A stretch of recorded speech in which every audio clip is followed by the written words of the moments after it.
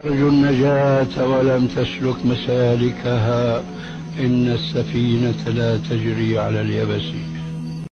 Tutumieni nafasi zetu sisi maduati, tutasemwa sana kwamba hao ni vibaraka, hao wamefadhiliwa, hao wametumwa, kwa sababu kuna watu kwenye hii jamii kwa imani zao huwezi ukafanya jambo litakaloleta maslahi katika jamii ila utakuwa kuna manufaa wewe uyapate. Au kwa lugha nyingine, siku zote mtu muovu yeye anakuwa na dhana mbovu.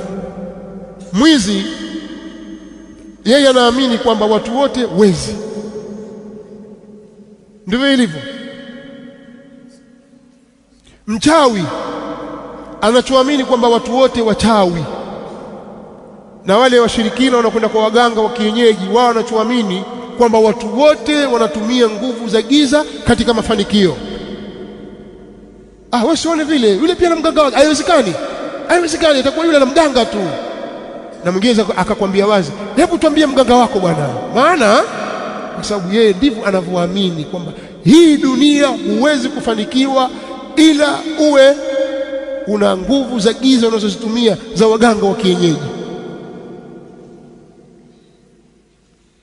Hata wale wanaotumika ima ndani ya siasa au nje ya siasa, leo kasema hili, kesho atasema lile, na ataona kwamba huu ni ujanja wa kisiasa.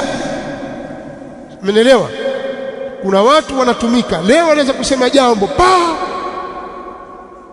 kalizungumza jambo, kalibwaga tu, akazua taharuki, mara kanunuliwa. Lile alilolisema na kulisimamia anakuja kulikanusha. Ukimuuliza, unajua mambo ya siasa, huu ni mchezo wa siasa.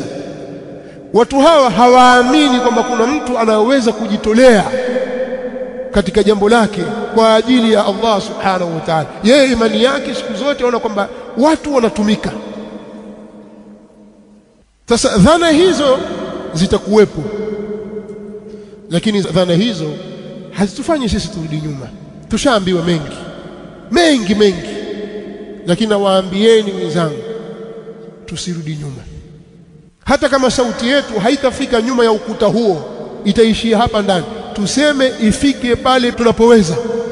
Mwingine ataichukua pale, ataifikisha kule, hivyo hivyo kwa kadiri ya uwezo wetu, na Allah subhanahu wa ta'ala huwa al-muwaffiq.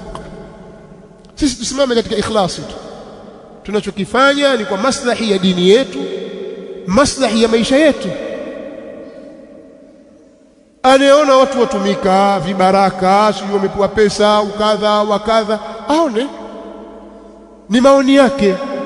Na ndio maana demokrasia yao, watu wana maoni ya kusema, pamoja na kwamba yale wanayosema yatakwenda kuhesabiwa mbele ya Allah subhanahu wa ta'ala, na kila mtu atalipwa kwa anachokisema.